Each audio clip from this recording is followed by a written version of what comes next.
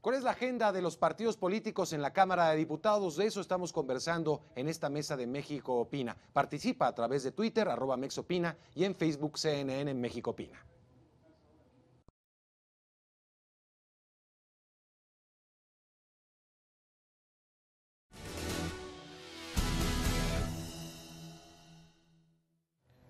Estamos en México Opina, le preguntamos a la gente a través de Facebook, ¿qué deben hacer los legisladores para ganar tu confianza? Víctor Rodríguez nos dice, comencemos con los recortes a salarios, menos privilegios y más acciones que beneficien a todas y todos, hechos, no palabras. Supongo que recortes a salarios de los legisladores, no de todos, claro. ¿No? Estaríamos en problemas. Paco Suárez, fácil, trabajar en las reformas que necesitamos. Y Gabriela Anaya, no dormirse, no pelearse y eliminar los plurinominales. Bueno, parece que la imagen, sí... De legislativo no es de lo mejor en los últimos años. Pues de hecho no ha sido, hay muchas encuestas, hay muchos sondeos en donde la imagen de los legisladores, senadores y diputados pues está por los suelos. Sí. Entonces esto, ahorita que se encuentran aquí los diputados presentes de esta legislatura, creo que tienen la oportunidad histórica de realmente ser un Congreso moderno, un Congreso que privilegie los intereses de las personas, pero que no se quede nada más en un catálogo de buenas intenciones. ¿Por qué la reforma laboral tuvo que empezar a ser discutida a raíz de la iniciativa preferente? 477 iniciativas presentadas en las anteriores legislaturas no son un indicativo de que la gente le urgía. Exacto. O sea, hay muy buenos deseos, pero a final de cuentas los intereses partidistas son los que ya cuando se está discutiendo en la elaboración del dictamen es cuando es que me estás tocando a mí algo, sin decirlo abiertamente, pero es que eso no lo quiero. Y la gente, finalmente, ella quiere de una forma muy particular que se aprueben. La reforma laboral es una, pero hay otras muchas reformas que se encuentran en el camino y no, yo espero, ojalá, digo yo siendo ciudadano, no siendo legislador, espero que realmente puedan asumir este compromiso.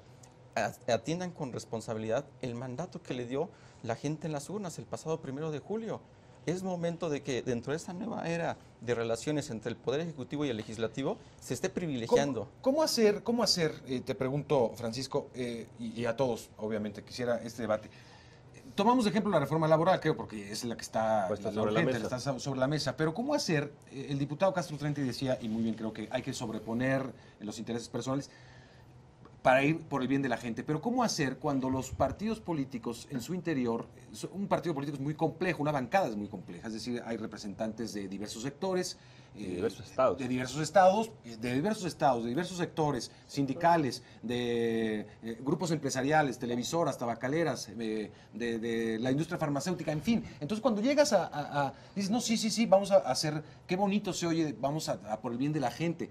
¿Pero qué es la gente? Vaya, si no se conforman este tipo de grupos, ¿cómo puedes llegar a una reforma laboral si tienes en el seno de los partidos a los intereses ahí metidos? Y eso hablando de una reforma laboral, pero no habrá de otras, ¿no? Yo creo que se ha hecho una valoración en ese sentido, de por qué no ha transitado una reforma laboral, porque a la larga sí, y ahí vamos a ver el quién es quién en esta discusión, qué estamos defendiendo, qué estamos impulsando. Yo no creo, la verdad, que una reforma laboral incentive empleos si es lo que la gente está buscando. Eso va más allá de una reforma laboral. Necesitamos hablar y de ahí yo retomo lo que podría ser la agenda prioritaria en esta legislatura, la reactivación económica. ¿Qué estamos haciendo con los recursos de este país? ¿Cómo se están moviendo para generar empleos, para ser productivos? Lamentablemente el empleo informal es el que más ha crecido en México y mucha gente se va de ser profesionista, taxista, comerciante, porque no hay empleos formales, porque no tenemos alternativas más reales, ¿no?, de empleo. Entonces yo sí diría que, pues más allá fue una definición del presidente haber mandado su reforma así, pero necesitamos entrar a la discusión de otros temas que para mi gusto son prioritarios. Creo que hay una injerencia, por ejemplo, del Ejecutivo en materia presupuestal, que es responsabilidad y facultad de la Cámara de Diputados, que no se ha discutido. O sea, cuando llegamos al momento de definir los recursos para cada estado, para cada entidad, resulta que hay que hablar con Hacienda porque tenemos que dar claves presupuestales y entonces definir cómo se va a distribuir. La ley de coordinación fiscal es injusta para los estados de la República, esto también lo tenemos que abordar. Yo creo que eso es lo urgente, porque de lo contrario, ¿cómo vamos a hablar? Y hoy se hacía una discusión en el Pleno de productividad, de que tengamos recursos en los estados para que entonces se satisfaga la necesidad, que si no hay agua, que si falta el alimento, ahorita con la carestía de los básicos, por ejemplo. ¿Qué vamos a hacer si la gente no tiene ni para pagar un kilo de huevo? Eso es algo que también, digo, se denota y uno lo caminando en las áreas que nos tocan representar, es una demanda constante. A lo mejor no quieren una despensa, pero en nuestro caso, aquí en el Distrito Federal, eso ayuda de sobremanera, porque no solamente es el alimento diario, ahora son las tarifas eléctricas, no hay cómo cubrir la luz, no hay cómo cubrir el gas, todo está incrementándose en estos cobros por definiciones de Hacienda que no nos dejan intervenir a los representantes populares. Yo creo que es ahí donde también tenemos que entrar a una discusión que ya urge, porque si no, de todas maneras, la gente no tiene cómo satisfacer sus necesidades básicas. De acuerdo, creo que hay coincidencia, ¿no? Porque el diputado Castro decía, bueno, lo principal es que la gente tenga empleo y bien pagado. Digo, creo que en términos generales era...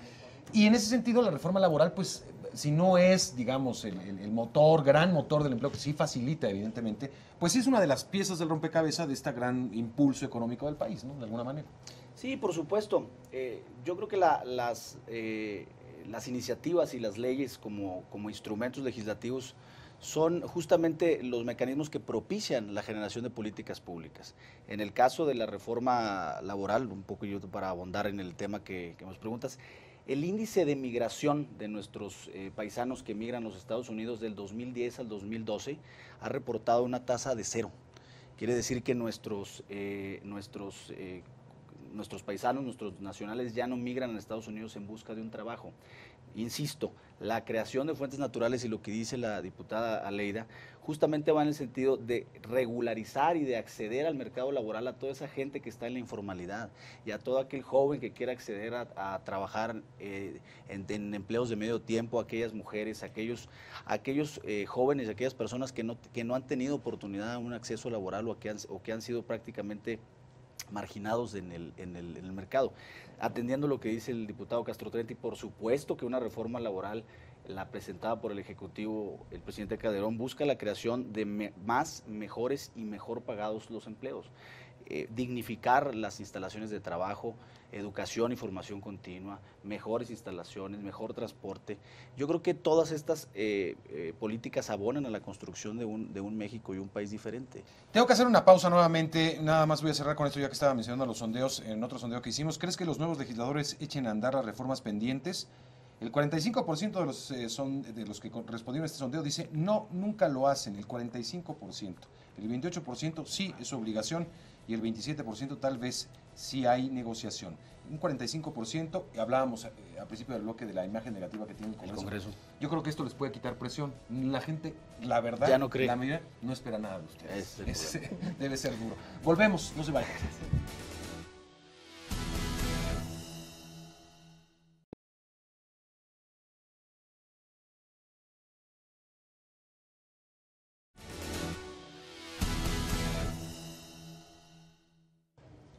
Seguimos conversando con los legisladores. Un Congreso sin mayoría absoluta podrá consumar las reformas que necesita México. El 48% dice no, el 32% dice sí, el 4% dice no sé y el 16% dice tal vez. Bueno, pero hay, digamos, una división interesante. El 48% dice que no es sana la división del Congreso y el 32% dice que sí. Francisco, ¿qué opinas tú? Esa es una realidad que llegó para quedarse tal vez, ¿no? Es decir, la pluralidad en el Congreso. Bueno, esta pluralidad nace desde 1997, cuando el PRI perdió por primera vez la mayoría absoluta en Cámara de Diputados. A partir de ahí nace la idea de los gobiernos divididos. Este 1 de julio, la ciudadanía pues votó para que el presidente no cuente con la mayoría absoluta de ambas cámaras del Congreso. El PRI, siendo la primer minoría legislativa, tanto en Cámara de Diputados como en Cámara de Senadores, está obligado a demostrar un liderazgo. Esto es lo que se necesita. No importa que sean 500 diputados o 400 o 300, se requiere que haya liderazgo para que se puedan construir acuerdos. Los diagnósticos sobre lo que quiere la gente ya están hechos. No hay nada que inventar, no hay nada que identificar. Aquí va a tener esta responsabilidad histórica, el PRI siendo la primer minoría legislativa, la mayoría numérica, sí, para efecto de que realmente pueda establecer una serie de acuerdos que permitan destrabar reforma laboral, fiscal, energética, por ejemplo, la reglamentación de las candidaturas independientes. Claro. También es un tema que va a sacar unas chispas en el Congreso cuando se estén discutiendo cuáles van a ser los requisitos, la iniciativa popular. También hablar, por ejemplo, de entre otros temas, la nueva ley de amparo. ¿Se va a aprobar por fin o no se va a aprobar por fin? Ya vamos a cumplir casi un año sin tener la nueva ley de amparo que se debió haber tenido. La reglamentación de la reforma constitucional en materia de derechos humanos del 10 de junio del año 2011. Lo que es el Código Federal de Proceso Penal Acusatorio. Es importantísimo para que se pueda estar implementando todo lo que es los nuevos juicios orales. Entonces digo, temas hay muchísimos.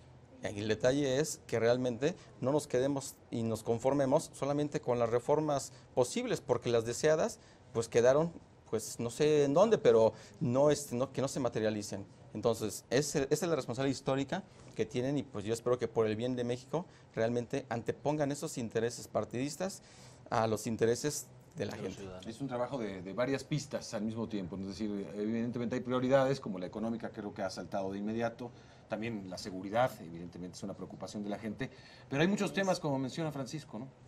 Yo creo que empezando por la violencia que vive este país, obviamente necesitamos ya procedimientos más ágiles y que pues tengamos garantías en ese sentido. Es algo que nosotros estamos considerando aparte de la soberanía energética.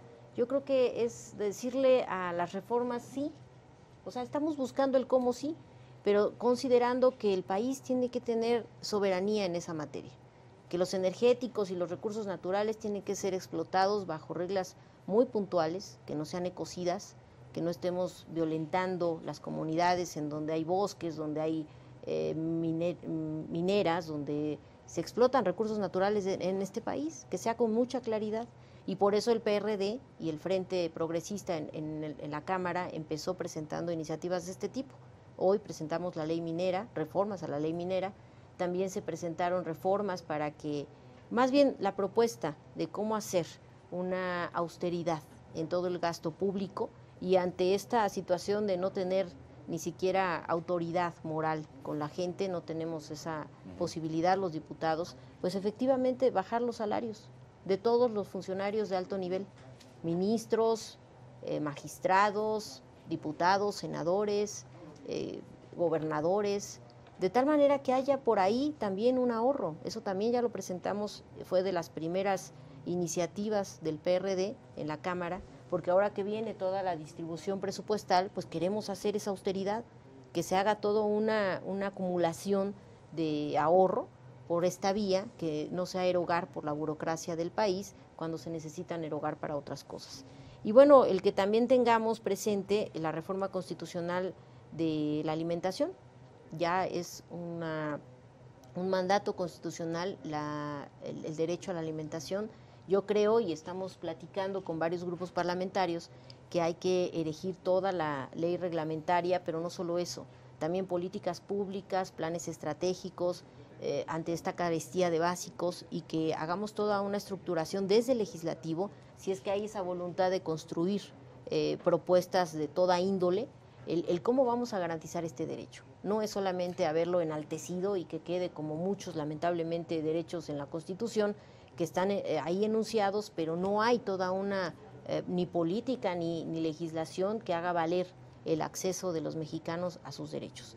Entonces, yo creo que sí, o sea, es una responsabilidad de las mayorías, obviamente, construir toda esta posibilidad de reformas en las que se transite, en las que podamos construir un Estado verdaderamente democrático, en donde tengamos opción todos, o sea, por la ideología que tengamos, pero que estemos obviamente abonando para la productividad, para que la gente tenga garantizados sus derechos y que tengamos alternativas reales de vida, porque algo que no hay es esperanza en el país. Tengo que hacer una nueva pausa, volvemos, no se vaya, seguimos.